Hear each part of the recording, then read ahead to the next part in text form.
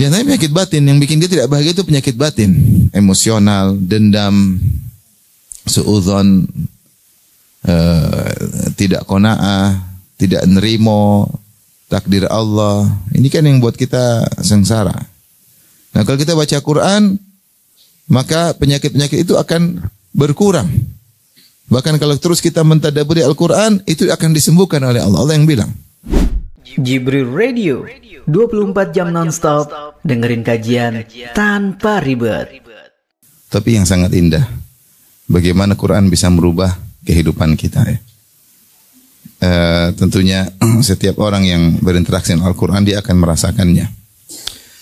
Dan hal ini telah ditunjukkan dalam banyak ayat bahwasanya Al-Quran adalah petunjuk kehidupan ya, hudal linnas. Kata Allah Subhanahu wa taala, hudal linnas wa bayyinatin minal huda wal furqan. Jadi Al-Quran adalah petunjuk bagi manusia. Dzalikal kitabu la raiba fihi hudal lil muttaqin. Al-Quran adalah tidak ada kerugian dalamnya dan dia adalah petunjuk bagi orang-orang yang bertakwa. Dan tadi ayat yang sudah disebutkan, ayat yang kalau kita bilang ayat pamungkas yang menunjukkan agungnya Al-Quran, Allah berfirman, Inna hadzal Qur'ana yahdi lillati hiya aqwam. Sungguhnya Al-Quran itu memberi petunjuk kepada jalan yang terbaik. Allah mengatakan aqwam dengan isim tafdhil, yaitu maknanya petunjuk yang terbaik. Artinya kalau kita mau cari prinsip hidup yang terbaik, hanya ada di Al-Quran. Mau dibandingkan dengan buku manapun, kitab suci manapun, teori manapun, maka Al-Quran lah yang terbaik bagi orang yang bertakwa mencarinya dan mengimaninya. Al-Quran petunjuk terbaik daripada kitab-kitab suci sebelumnya. Seandainya kitab Taurat tidak mengalami penyimpangan, tetap Al-Quran lebih baik. Seandainya kitab Injil tidak mengalami penyimpangan, tetap Al-Quran yang terbaik. Apalagi telah mengalami penyimpangan. Oleh karenanya, haram bagi kita mencari petunjuk dari kitab-kitab suci sebelumnya setelah ada Al-Quran. Karenanya ketika Umar bin Khattab radhiyallahu anhu membawa lembaran dari kitab suci terdahulu, kemudian Nabi melihat Umar membaca lembaran tersebut, maka Nabi pun marah. Kata Nabi SAW, Amutahawwikuna anta ya ibn al-Khattab. Apa kau masih bimbang wahai Umar? Kenapa perlu mencari hidayah dari atau mencari ilmu dari buku-buku sebelumnya? Maka Nabi berkata, "Lau kana Musa hayyan ma wasi'u ila tibai." Seandainya Nabi Musa masih hidup, tidak perlu. Seandainya dia masih hidup, maka dia akan menjadi pengikutku. Tidak boleh bagi dia kecuali menjadi pengikutku. Maka dalam Islam, kita hanya boleh membaca Taurat atau Injil dalam rangka bukan mencari hidayah, tapi dalam rangka untuk mengkomparasi atau untuk membantah penyimpangan yang ada. Tapi kalau mencari hidayah, tidak boleh kecuali hanya di Al-Quran. Karena Rasulullah marah. Oleh karenanya, apalagi Allah telah turunkan ayat pamungkas yang berikutnya. Al-yawma akmaltu lakum dinakum wa atmamtu alaikum nikmati wa raditu lakum al-islam madinah. Pada hari ini telah aku sempurnakan bagi kalian agama kalian, dan aku telah sempurnakan nikmatku bagi kalian, dan aku ridho Islam menjadi agama bagi kalian. Jadi agama kita sempurna. Sempurna dalam segala sisi. Dalam segala sisi kehidupan, dalam segala petunjuk, dalam segala teori. Agama kita telah sempurna. Dan nikmat telah sempurna. Makanya orang Yahudi tahu akan nikmat ini. Sampai orang Yahudi datang kepada Umar, dia berkata, Ayatun fi kitabikum law nazalat alaina ma'syara Quraisy ma'syara al-Yahud latakhadnahu 'aidan. Ada satu ayat yang turun kepada kalian, yang seandainya turun kepada kami, ayat tersebut kami akan jadikan hari turunnya sebagai hari raya. Ayat apa itu? Al-yauma akmaltu lakum dinakum. Yahudi aja tahu itu ayat nikmat, karena Allah kabarkan bahwasanya agama kita telah sempurna. Seandainya itu turun bagi kami Yahudi, kami akan jadikan hari raya. Dan Umar mengatakan, saya tahu ayat tersebut turun ketika Nabi SAW sedang di padang Arafah, sedang wukuf, maka turun ayat tersebut. Ini ayat pamungkas yang menunjukkan kita harus menimba ilmu sebanyak-banyaknya dari Al-Quranul Karim. Karena semua kesempurnaan ada di dalam Al-Quran. Oleh karenanya, tidak butuh kita kepada filsafat-filsafat, tidak perlu. Kebanyakan orang ketika menyampaikan tentang filsafat, menukil tentang misalnya perkataan Aristoteles atau Plato atau Plotinus atau Socrates dan yang lainnya, karena mereka tidak punya bekal tentang Islam. Seandainya mereka punya bekal tentang Al-Quran, apalagi dibarengi dengan sunnah-sunnah Nabi, maka mereka tidak butuh nukil perkataan orang-orang bijak di alam semesta ini, nggak perlu. Al-Quran sudah cukup, hadis-hadis Nabi sudah melengkapi, maka tidak perlu. Tapi ketika ada seorang suka menukil dari non-muslim atau tokoh-tokoh filsafat, menunjukkan dia ilmu dia tentang agama kurang, minim. Maka dia merasa tidak menemukan apa yang dia cari dalam Al-Quran, karena dia memang tidak mencari. Adapun para ulama, mereka paham tentang indahnya Al-Quran, mereka paham tentang sempurnanya Al-Quran, maka mereka tidak butuh dengan perkataan-perkataan dari luar Al-Quranul Karim. Maka ini menunjukkan tentang agungnya Al-Quran dan indahnya Al-Quran. Ibu yang dirahmati oleh Subhanahu wa ta'ala, ini muqaddimah ya, yang saya sampaikan sebagai pengantar bagi kita agar kita berusaha merubah diri kita dengan dekat dengan Al-Quran.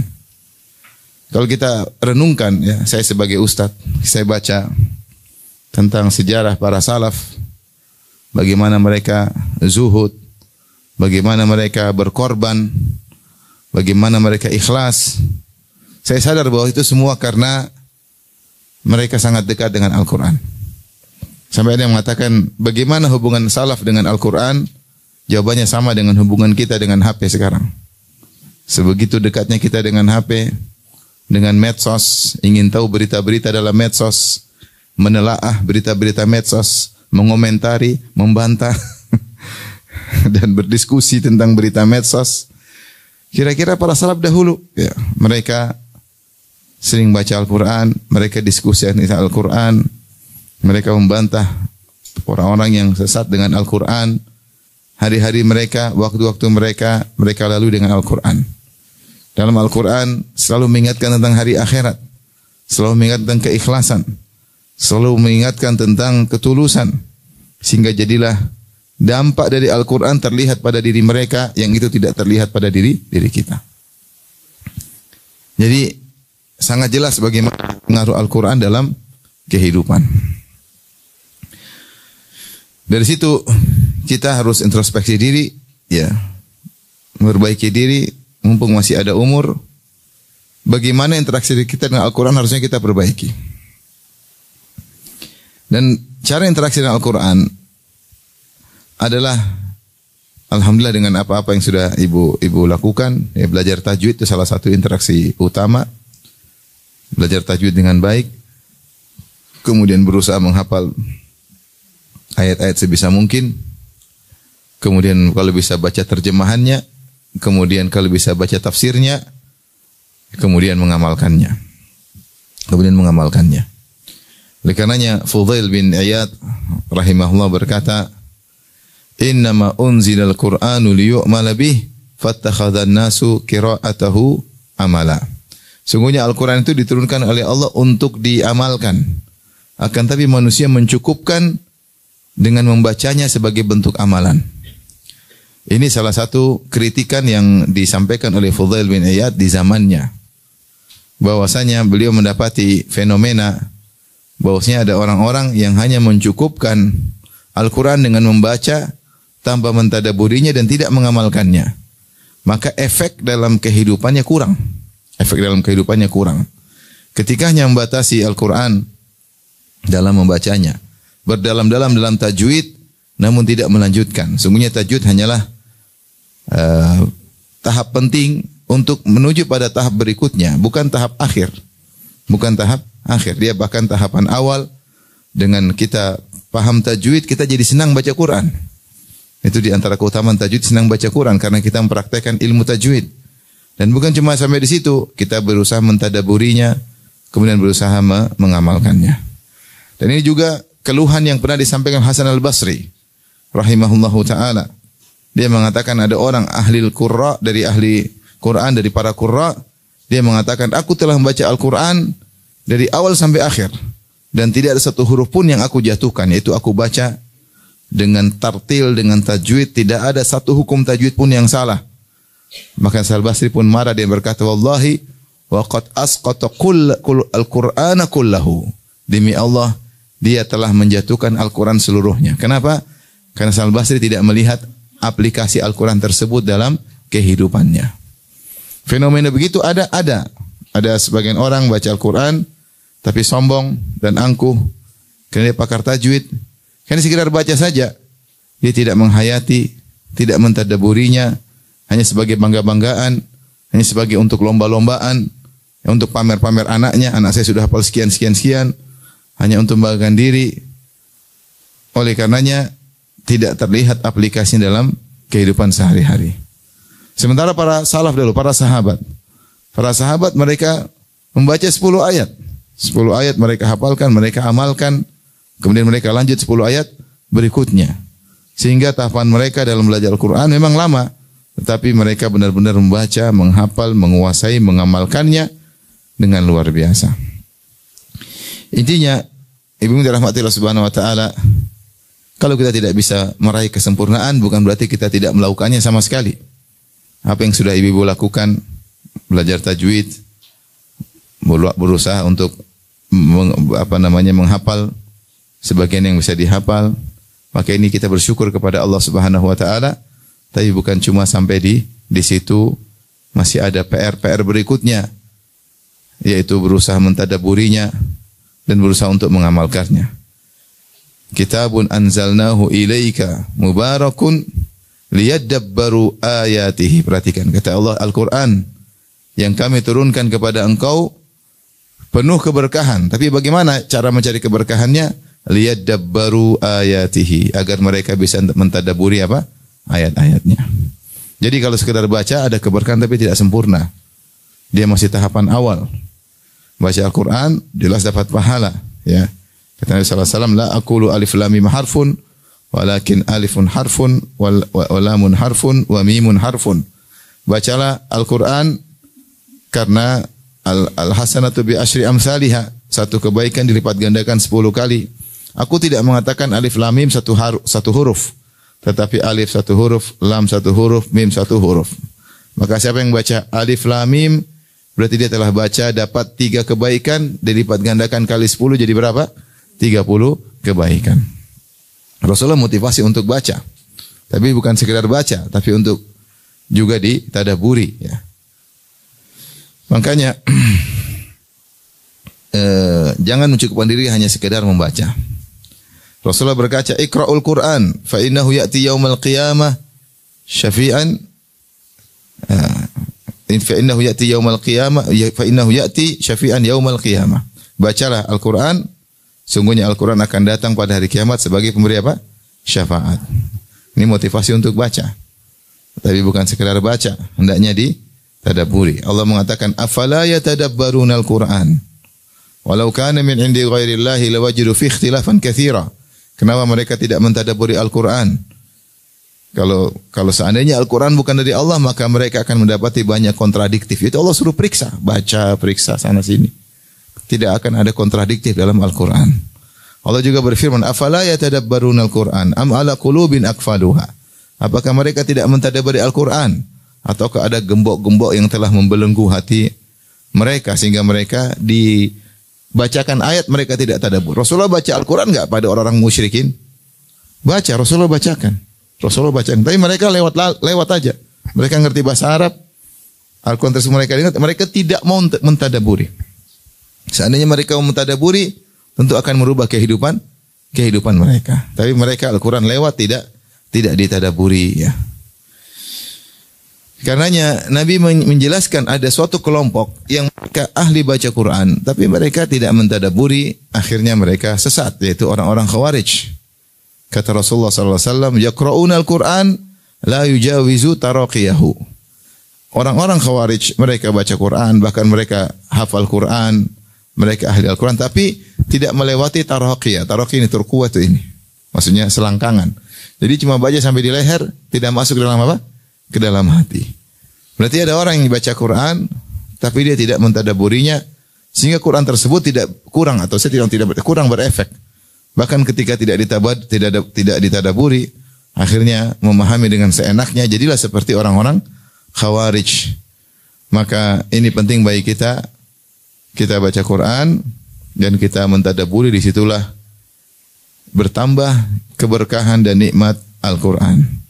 Makanya Ibnu Qayyim berkata, qira'atu ayatin wahidatin bitafakkurin wa tadabburin wa ta'aqqulin khairun min qira'ati min al-khatmah bila tadabbur. Kata Ibnu Qayyim rahimahullah, baca satu ayat saja dengan tadabbur, dengan ta'aqqul bersama memahaminya, satu ayat saja lebih baik daripada baca Quran, khatam Quran tetapi tidak dipahami maknanya. Kita ingin mengerti perkataan Aisyah tentang Nabi, kana khuluquhul Quran. Bahwasanya akhlak Nabi adalah apa? Al-Quran. Seluruh apa yang Allah serukan dalam Al-Quran, praktek nyatanya adalah siapa? Rasulullah sallallahu alaihi wasallam. Nah, ini butuh kita tadabburi. Taib, ibu yang dirahmati Allah Subhanahu wa taala. Kalau ditanya apa Al-Quran merubah dalam hidup ini? Artinya sedikit yang kita mungkin bisa kita ajak untuk diri pribadi dan juga hadirin hadirat. Di antara efek yang sangat besar bagi orang pemerhati Al-Quran, ahlul Quran, ahlullahi wa khasatuhu, adalah mereka adalah orang-orang yang paling bahagia. Mereka adalah orang yang paling bahagia. Kenapa demikian ibu-ibu? Karena Al-Quran adalah kitab kebahagiaan. Kitab kebahagiaan. Kalau ingin bahagia dalam hidup ini, ya sering baca Quran. Kalau pingin tidak bahagia, enggak usah baca Quran. Ya, pingin stres, banyak medsos dibaca, tambah stres. Quran ditinggal, ya. Padahal aplikasi semua sudah di-download. Tapi dibaca enggak, itu masalahnya. Allah berfirman tentang Al-Quran. Kata Allah Subhanahu wa taala, "Ma anzalna 'alaikal Qur'ana litashqa." Thaha. Ma anzalna 'alaikal Qur'ana litashqa. Kami tidak menurunkan Al-Quran kepada engkau wahai Muhammad agar engkau sengsara. Enggak. Al-Quran ini bukan bikin engkau sengsara. Kata sebagian tafsir, ai litas'at, tetapi Al-Quran itu buat engkau bahagia. Al-Quran tidak mendatangkan kesengsaraan. Al-Quran itu justru mendatangkan kebahagiaan. Dan ini efeknya bukan efek belakangan. Benar, demi Allah bukan efek belakangan. Kita lagi stres, lagi bimbang, baca Quran aja setengah jam, langsung bahagia. Tidak lama-lama. Tidak lama-lama. Langsung bahagia dan ketentraman Allah berikan dalam hati. Beda orang misalnya ingin bahagia, dia nonton Sri Mulat ketawa ke TV. Iya, waktu dia nonton Sri Mulat dia ketawa ke TV. Habis Sri Mulat selesai, hatinya keras.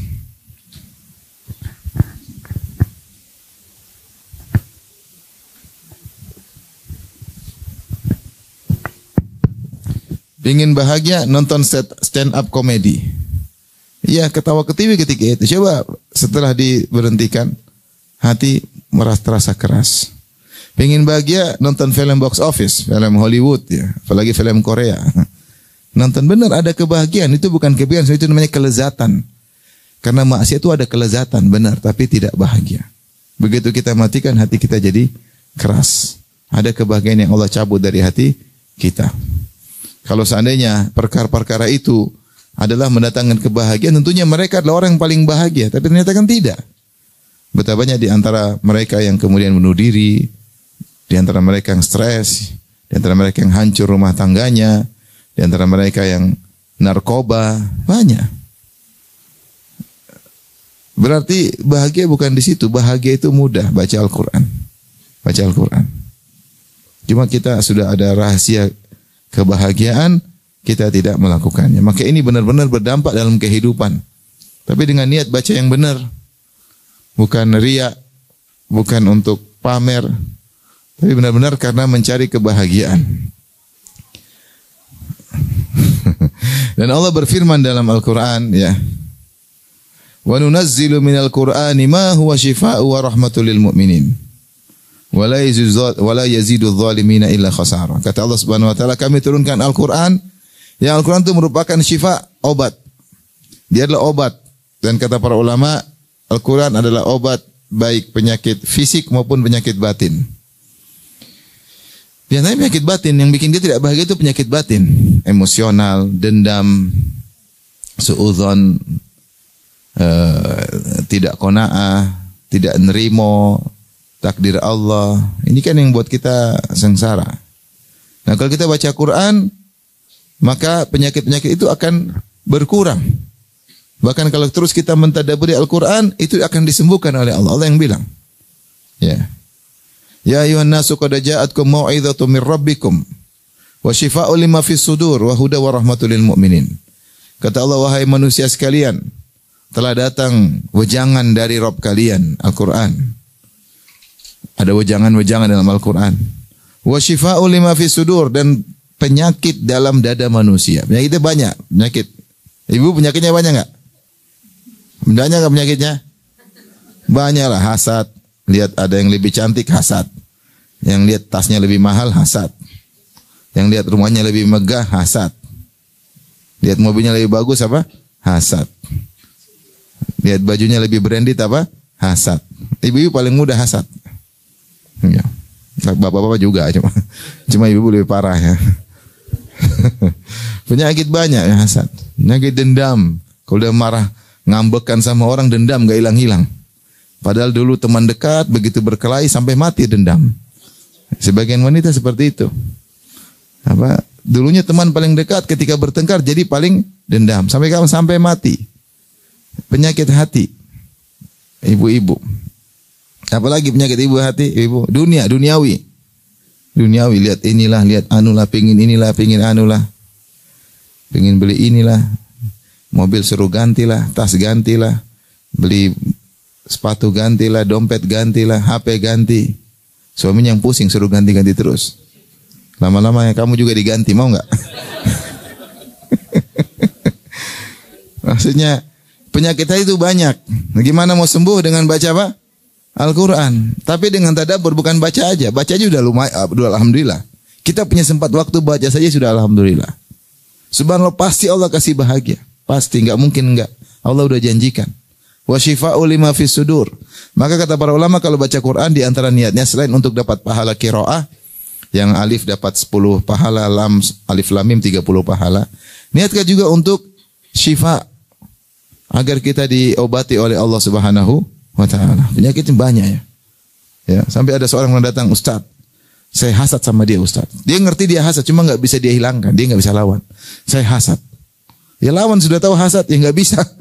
Karena dia tidak bisa mengontrol hatinya. Tidak semua orang bisa mengontrol apa? Hatinya.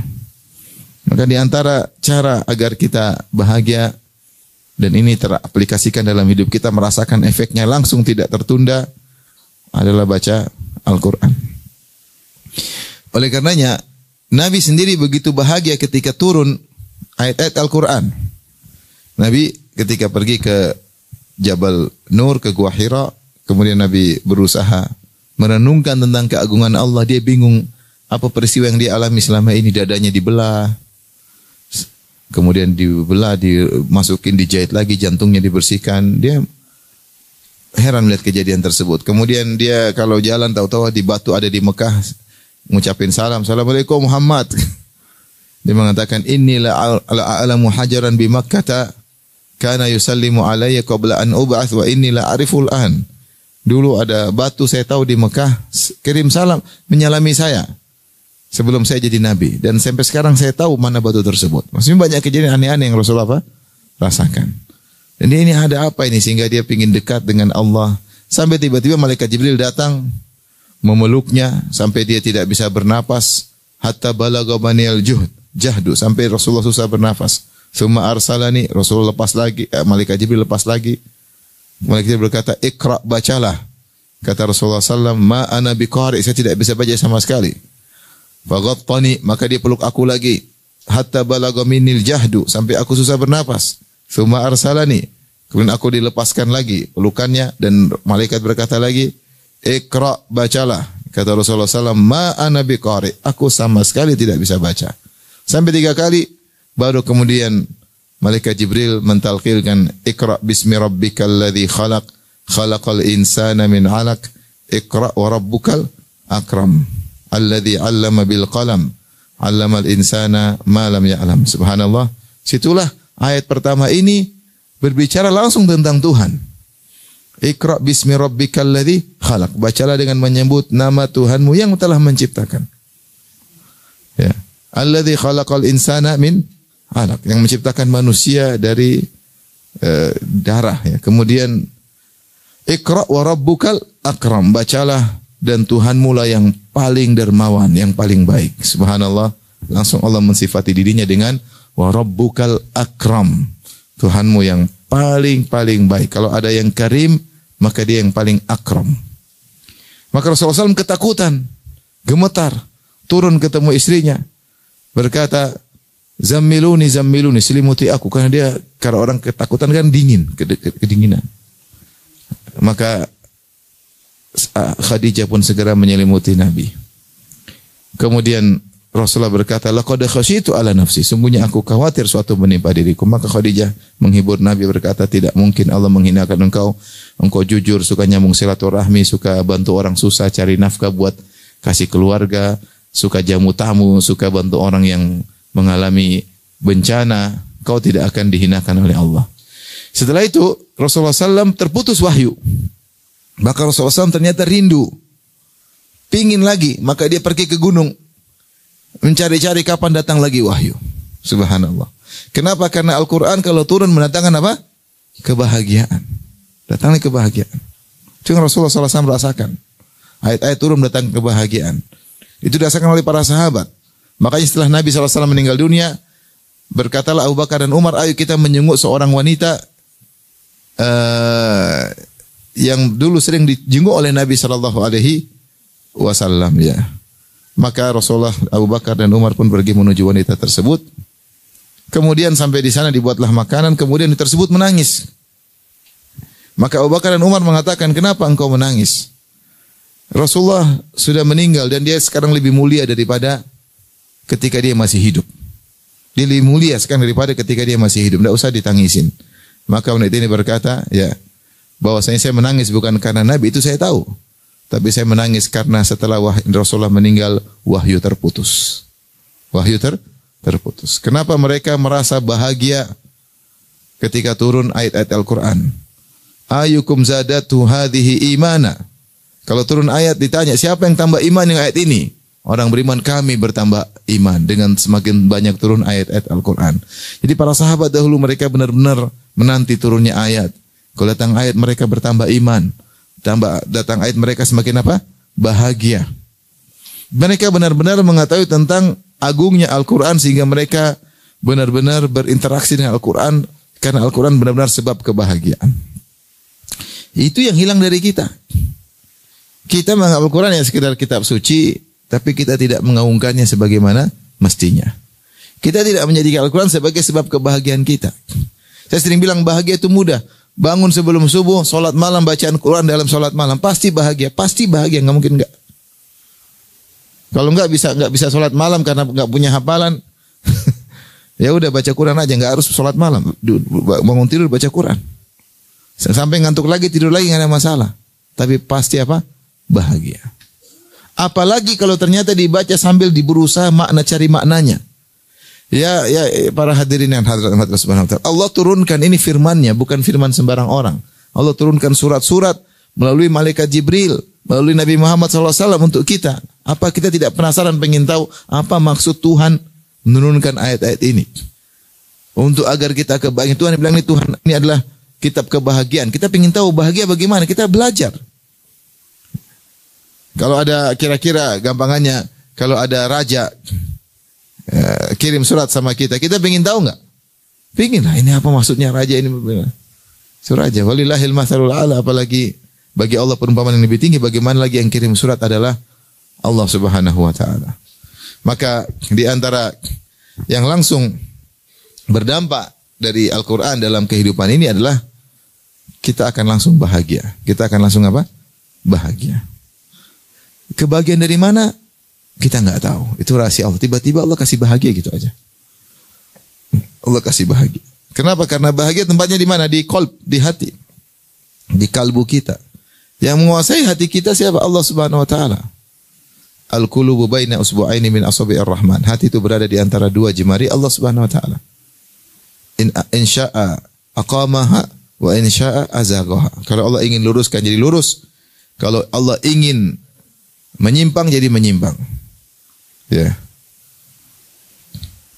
Allah mengatakan Allah adalah adhaka wa abaka. Allah yang bikin menangis, Allah yang bikin tertawa. Allah yang bikin bahagia, Allah yang bikin sengsara. Yang menguasai hati kita bukan kita. Kita tidak bisa kontrol hati kita. Kita ini lemah. Oleh karenanya, serahkan kebahagiaan kita kepada sang penguasa hati. Siapa? Allah Subhanahu wa ta'ala. Ini harus kita yakini. Ibu-ibu kalau ada masalah rumah tangga, baca Quran. Bangun malam. Lawan tuh rasa kantuk. Baca Quran. Ibu lagi pingin beli sesuatu, suami nggak punya duit, sedih, baca Quran. Baca Quran, Allah akan kasih qanaah. Baca tentang neraka, surga, nggak jadi beli. Quran itu obat. Benar, Quran itu. Cuma kita jauh dari Al-Quran itu masalahnya. Mereka katakan bagaimana sih interaksi kita, interaksi salaf dengan Al-Quran seperti interaksi kita dengan HP. Kalau kita nggak buka HP rasanya hampa hidup ini. Pada situlah sebab kesengsaraan. Kalau kita buka HP yang kita konten agama sih nggak banyak. Yang kita lihat konten apa? Konten duniawi. Konten inilah, kriminal lah, konten apa kayak. Sampai urusan ijazah saja nggak selesai. Habis waktu kita ngurusin ijazah orang.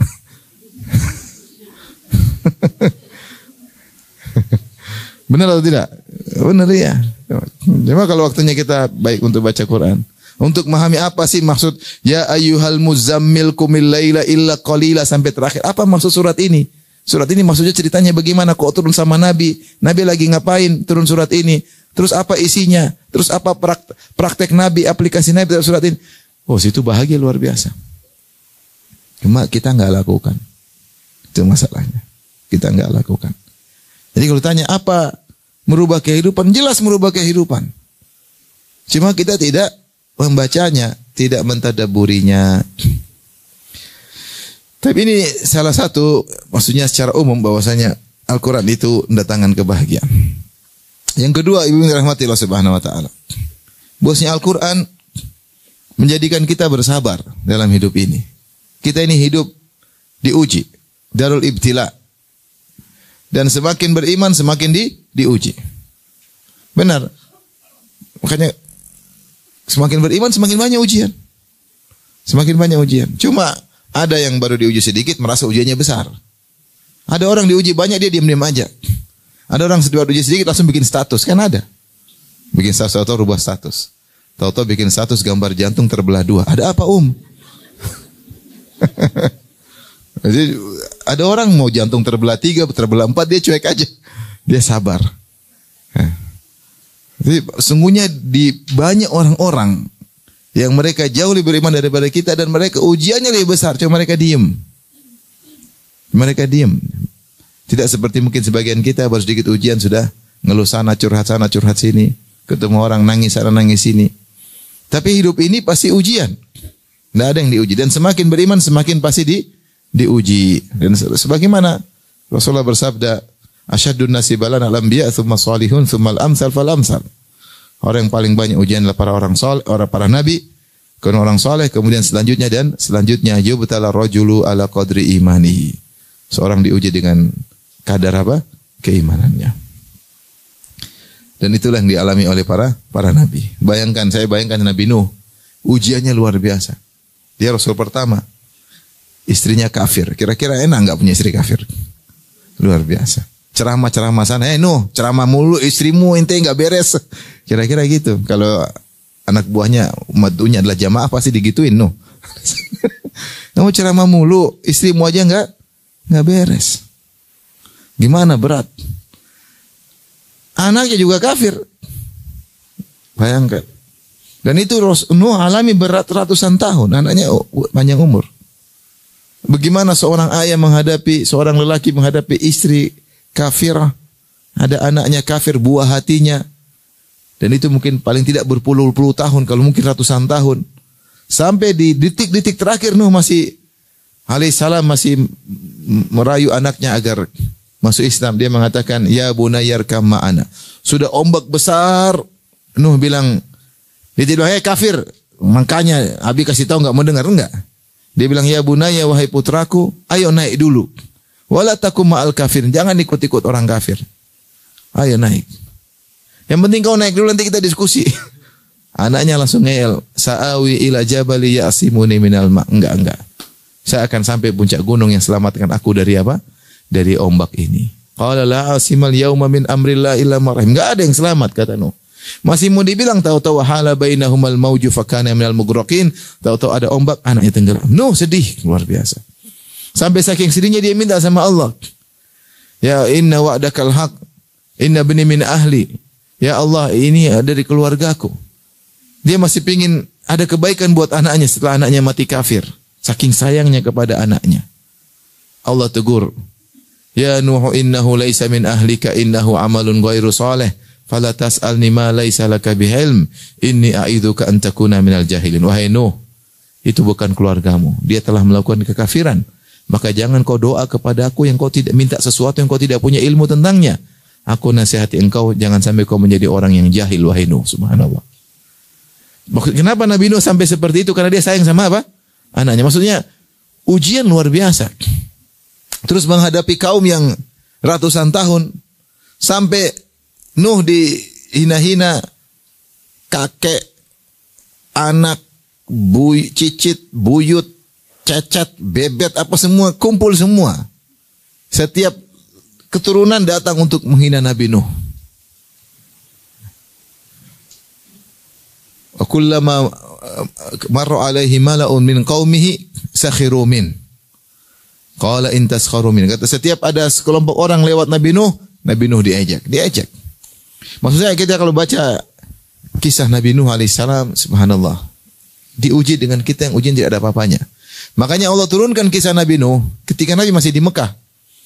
Kisah surat Hud tentang kisah Nabi Nuh, kemudian juga surat Nuh itu namanya surat Makkiyah. Surat Makkiyah itu apa? Surat yang turun ketika Nabi masih di Mekah. Sudah belajar belum? Yang benar. Turun ketika Nabi masih di Mekah. Dan ketika Nabi masih di Mekah, Nabi masih dihina-hina, para sahabat banyak yang dibunuh, disiksa. Tapi Allah suruh bersabar. Ketika Allah sebutkan tentang surat kisah Nabi Nuh yang begitu, bagaimana sabarnya Nabi Nuh berdakwah sampai 950 tahun, dihina-hina. Ya, sampai dirajam oleh kaumnya. Allah mengatakan,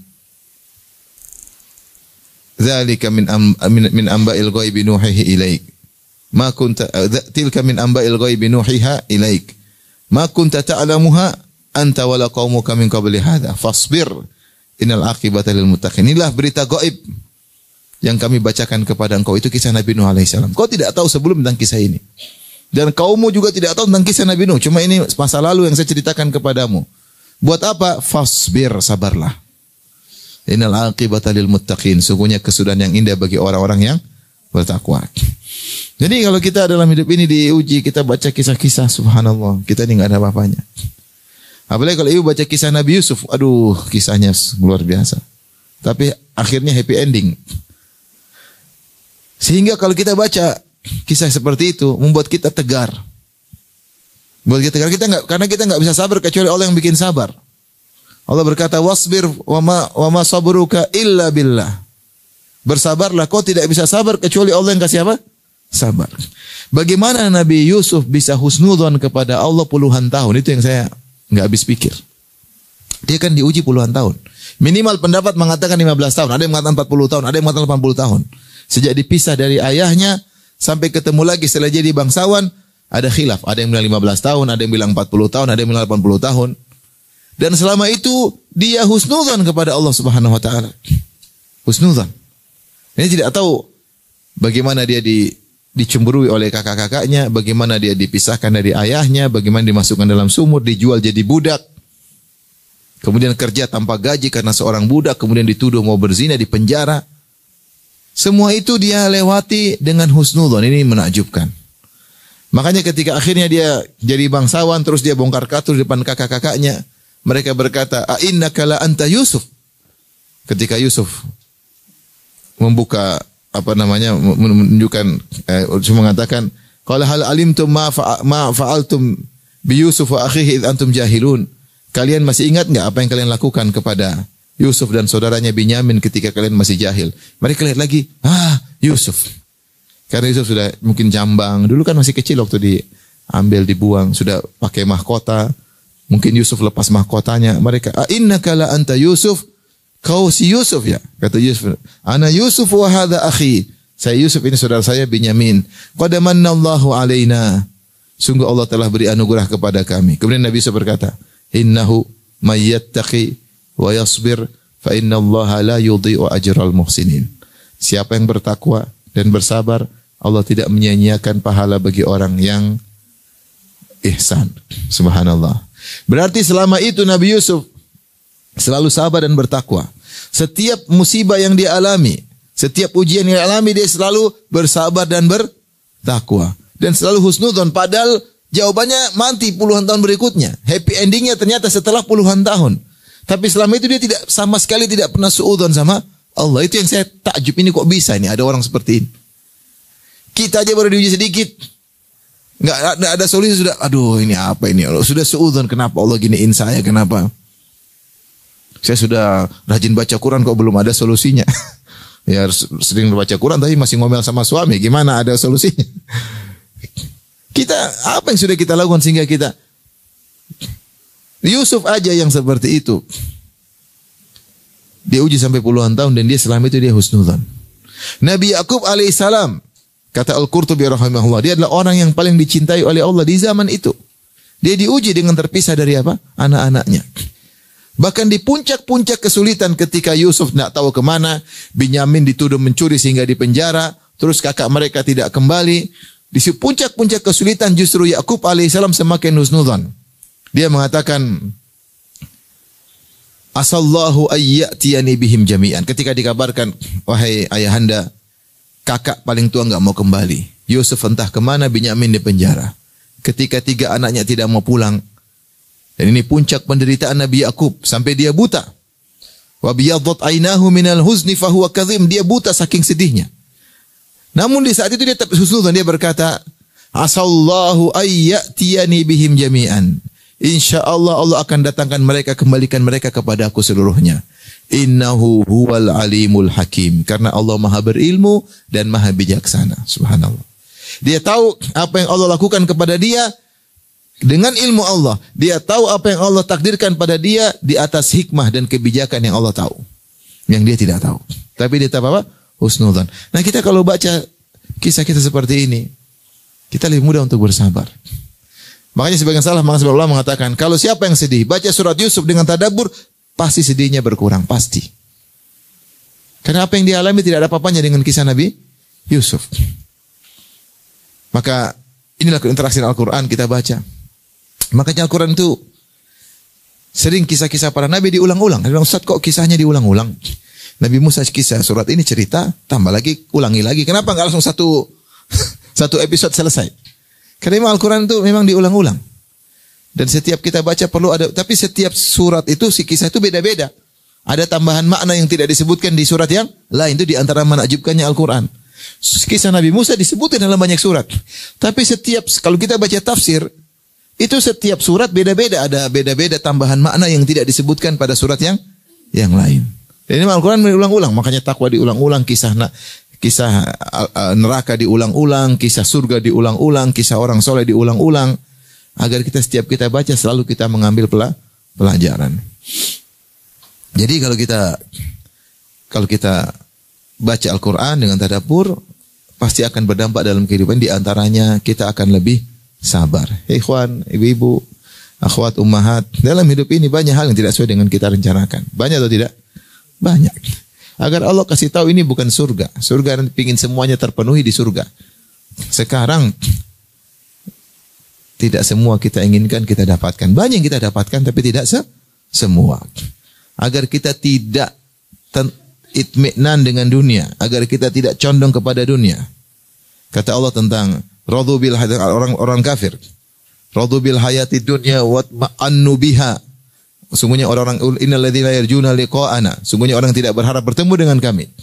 Dan mereka radhu bil hayati dunya, dan mereka tenteram dengan kehidupan dunia. Wa ma'annu biha, dan mereka condong. Itu orang kafir karena senang dengan dunia, senang dunia, tidak mau mati. Lupa bahwasanya ada alam berikutnya. Maka Allah kasih dalam hidup ini kecobaan, kesedihan, agar seorang tahu hidup ini cuma apa? Sementara. Dan dia merindukan sesuatu yang sempurna. Sempurna itu hanya ada di surga kelak. Nah, coba kalau ibu-ibu semua, ibu-ibu misalnya cantik, kaya, muda terus, kurus terus, nggak pernah gembrot, terus semua lengkap, nggak mau mati, ya semua mobil mewah, tas branded semua, ya semua lengkap. Kalau emas banyak seperti toko emas jalan kalau keluar, dia mana mau mati, nggak mau mati, karena nyaman di puncak kenyamanan sehingga itminan, ridho dengan kehidupan dunia. Kalau gitu lupa akhirat. Tapi Allah kasih teguran, kasih musibah, kasih penyakit, kasih kesengsaraan.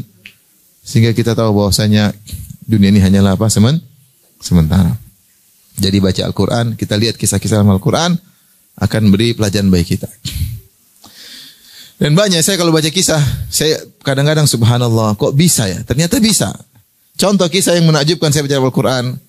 Kisah wanita solehah yang ada di negeri Madian, dan kisah Nabi Musa yang ada di Mesir.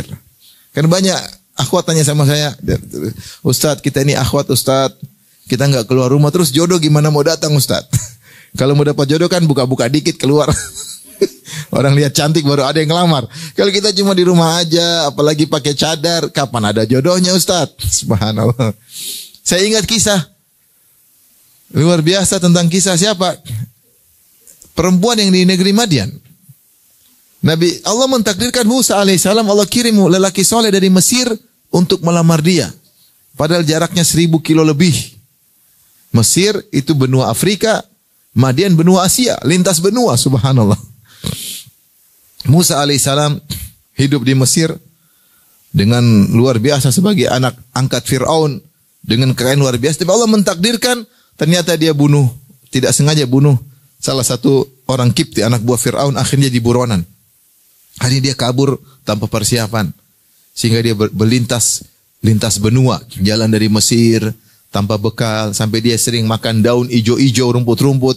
Sampai terlihat warna hijau dari luar tubuhnya. Saking banyak rumput yang dia makan. Sampai dia tiba di negeri Madian. Madian itu ada dua pendapat. Ada yang mengatakan Madian letaknya adalah di Yordan. Ada juga Madian. Ada yang mengatakan Madian letaknya adalah di Tabuk. Di kota Al-Bida. Itu di Saudi Arabia. Intinya di benua Asia. Saudi kan di Syam di benua Asia, lintas benua. 1000 kilo lebih dia berjalan. Ternyata sampai sana dapati sumur. Walamma warada ma'a Madyana wajada alaihi ummatan minan nasi yaskun wa wajada min dunihim imra'ataini tadhudan. Orang-orang lagi di sumur, lagi ambil air. Ternyata ada dua perempuan yang halang-halangi kambingnya. Kambingnya mau maju, dia halang-halangi. Terus orang laki-laki ini juga kurang ajar semua. Harusnya kan ladies first. Ini kurang ajar. Ya. Harusnya kan apalagi perempuan cuma 2 orang. Beda kalau perempuan 100 orang. Udah tunggu. Ini cuma 2 orang. Harusnya ladies first, sudah ambil dulu. Tapi mereka kurang ajar. Mereka cuekin itu perempuan. Sudah tahu perempuan. Musa kasihan. Ini kenapa perempuan? Musa datang. Ma khotbukuma. Kenapa enggak ambil air? Apa dua wanita berkata? Qalata la nasqi hatta yusdirar ri'aq wa abuna syekhun kabir. Kami tidak bakalan ambil air sampai laki-laki semua pergi. Seharusnya bapak kami yang ambil air, tugas laki-laki, tapi bapak kami sudah sangat tua. Kata para ulama, mereka tidak ingin ikhtilat, campur baur dengan apa? Lelaki. Subhanallah. Kata Allah, fasaqalahuma thumma tawalla ila dhil faqala rabbi inni lima anzalta ilayya min khairin faqir. Maka Nabi Musa ambilkan air. Sebut dalam riwayat, mereka sudah pergi, ternyata mereka tutup sumur. Dan sumur itu, tempat tutupnya itu berat. Hanya bisa diangkat 8 orang. Musa angkat sendiri. Dia ambil air, dia kasih. Setelah pergi, dia tidak minta upah, tidak niat apa-apa. Tidak minta nomor telepon, tidak minta nomor WhatsApp. Mereka pergi, Musa terus berbaring di bawah pohon, lapar dia. Tidak ada yang jamu dia, siapa, nggak ada yang dia kenal. Tidak jamuan sama siapa, dia sudah di situ dekat-dekat, nggak ada yang jamu. Maka dia berdoa kepada Allah, Inni lima anzalta ilayya min khairin fakir. Ya Allah, sungguhnya aku fakir selalu kepada kebaikan yang kau berikan kepadaku. Dan ini di antara husnudzon Musa. Jadi Musa alaihissalam, ini hadis makna doa ini. Ini lima anzalta ilayya min khair. Jadi lima anzalta fi'il madhi, menunjukkan past tense, telah lalu. Yaitu ya Allah, sungguhnya apa yang kebaikan yang kau berikan kepadaku biasanya. Fakir dengan isim fa'il atau sigha mubalaghah bismil fa'il, maknanya fakir, yaitu aku senantiasa butuh kepada kebaikan yang selama ini kau berikan kepadaku. Musa alaihissalam husnudzon. Dia berkata, sebagaimana biasanya kau baik kepadaku ya Allah, kebaikan terus aku selalu menanti. Dia husnudzon, Allah baik, kan selama ini saya dibaikin. Ini juga akan dibaikin sama Allah. Itulah di antara doa para nabi, mereka husnudzon dan mereka ingat kebaikan Allah sebelumnya. Akhirnya dalam sebagian para salaf mengatakan Musa minta roti, lapar dia. Lagilah lapar. Akhirnya dia diundang makan. Subhanallah, akhirnya bapak orang tua yang bapak dua wanita tadi nawarin putrinya. Inni uridu an unkihaka ihda banatayya hataini ala an ta'jurani thamaniya hijaj. Wa in atmamta ashran famin indik. Wa ma uridu an asyqa alaik. Satajiduni insyaallah minas salihin. Qala dzalika bainu wa bainak ayyamal ajalaini qadaitu fala udwana alai. Wallahu ala ma naqulu wakil.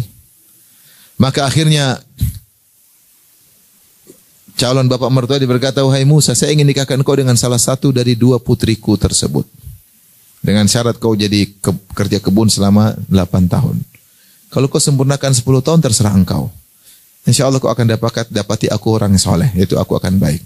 Musa berkata, ya ini antara aku dengan engkau. Saya mau 8 tahun, 10 tahun terserah saya. Apa yang saya pilih 8 atau 10 tahun tidak ada tuntutan lebih dari itu. Dan Allah menjadi saksi atas perjanjian kita. Subhanallah, Musa akhirnya menikah dengan wanita solehah tersebut. Sebelumnya Allah sebutkan ketika Musa masih lagi kelaparan di bawah pohon, orang tua tadi ngirim putrinya. Kata Allah, faja'atu ihdahuma tamshi ala istihya. Datanglah wanita salah satu dari dua tadi datang menuju Musa dengan tersipu-sipu malu. Ya, disebutkan oleh ahli tafsir Musa lihat dari jauh. Ada cewek, ada akhwat. Langsung tuh akhwat tutup wajahnya. Padahal ketika itu di zaman itu wajah tidak bukan syariat jilbab mungkin, tapi dia karena malu sama Musa dia tutup. Kemudian akhirnya jalan sama Musa, berjalan ala istihya, jalan dengan penuh malu-malu. Bahkan cara jalannya pun menunjukkan dia tersipu malu. Akhirnya Musa bilang kau di belakang, saya di depan. Jadi Musa jalan depan, kalau belok kanan si akhwat lempar kerikil sebelah kanan, kalau belok kiri si akhwat lempar kerikil sebelah kiri. Jadi jalan bukan berdua ya. Ukhti di mana rumahnya? Jauh enggak? Abi bagaimana Abi? Kira-kira enggak ada itu. Subhanallah. Musa depan, akhwat di belakang. Kalau perempuan depan khawatir, Musa ngelihat lekuk tubuhnya, Musa enggak mau. Subhanallah, akhirnya Musa begitu. Maksud saya, ini akhwat jauh. Dari Sabang sampai Merauke jauh. Ternyata Allah takdirkan bertemu. Maksudnya tidak ada yang tidak mungkin. Kalau seorang bertakwa kepada Allah salehah, pasti ada solusi. Meskipun terpisah dengan antar benua, tapi Allah takdirkan pasti apa? Ketemu. Maksudnya ini kita dapati dalam pelajaran Al-Quran sangat banyak. Maka benar kata Allah Subhanahu Wa Taala, Inna hadzal Qur'ana yahdi lillati hiya aqwam. Sungguhnya Al-Quran menunjukkan kepada jalan yang terbaik. Semua solusi terbaik ada di Al-Quran. Di antara pelajaran-pelajaran Al-Quran yang terbaik dikumpulkan oleh Syekh Umar Al-Muqbil ya dalam kitabnya Khamsuna Qaidah ya, 50 kaidah tentang kehidupan, dan saya sudah ceramahkan, bahkan saya tambah beberapa kaidah yang lain ya tentang kaidah kehidupan dari Al-Quran terkait dengan kehidupan pribadi pun masyarakat. Saya anjurkan kepada ibu-ibu untuk baca buku tersebut dan juga boleh dengar kajian saya karena saya syarah 50, bahkan saya tambah 3 kaidah dan mungkin saya akan tambah lagi karena Al-Quran penuh dengan kaidah. Kaidah itu penting dalam kehidupan kita. Sehingga kita menjalani kehidupan dengan tentram, dengan sabar, karena namanya ujian akan terus ada. Oleh karenanya ini di antara bukti bahwasanya Al-Quran bisa merubah kehidupan seseorang.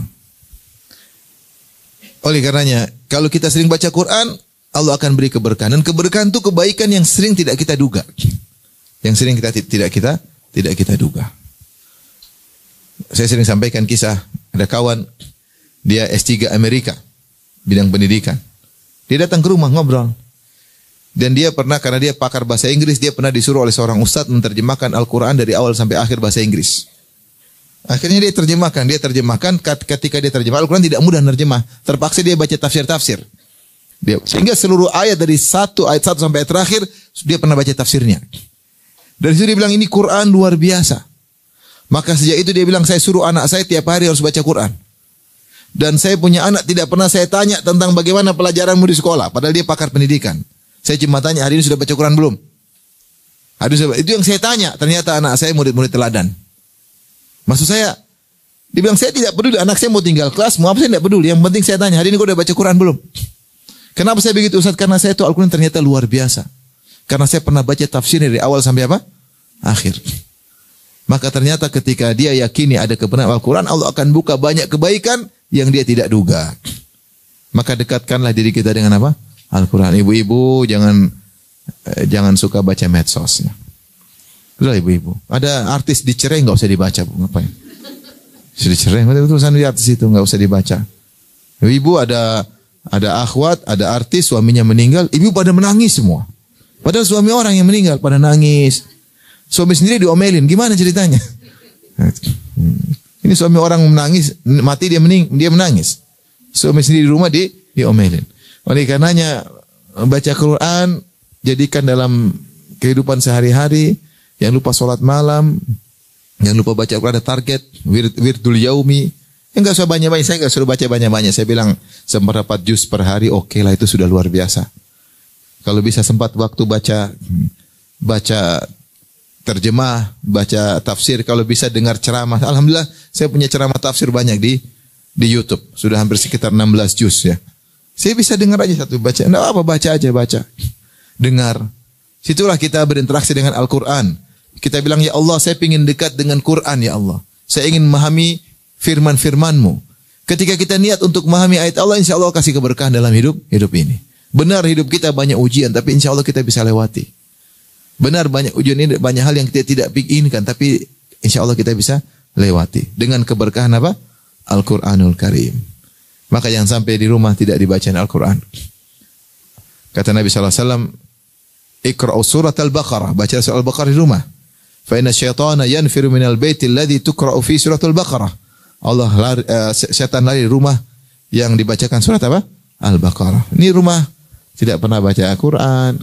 Film Korea diputar di rumah. Setan datang semua. Setan datang. Ya. Ada film Korea. Akhirnya maksiat. Musik-musik di rumah. Ya repot. Gimana mau berkah? Bagaimana mau berkah di rumah? Ya. Demikian saja mungkin yang bisa saya sampaikan. Teori banyak ibu-ibu ya. Yang penting praktek. Yang penting apa? Praktek. Semoga Allah mendekatkan kita dengan Al-Quran. Semoga kita menjadikan ahli Al-Quran wa khasatuhu. Semoga Allah Subhanahu wa taala membuat kita cinta dengan Al-Quran, rindu membaca ayat-ayatnya. Kita baca di siang hari maupun di malam hari. Semoga Allah menjadikan kita hamba-hambanya yang rindu untuk sholat malam. Yang gelisah kalau tidak bisa bangun malam. Semoga Allah menjadikan Al-Quran memberi syafaat bagi kita semua pada hari kiamat kelak. Demikian ibu-ibu yang dirahmati Allah Subhanahu wa taala, kajian kita semoga bermanfaat. Semoga menjadi wanita-wanita salehah. Semoga Allah pertemukan kita di surganya kelak. Amin ya rabbal alamin. Wabillahi taufiq hidayah. Assalamualaikum warahmatullahi wabarakatuh. Jibril Radio 24 jam nonstop dengerin kajian tanpa ribet.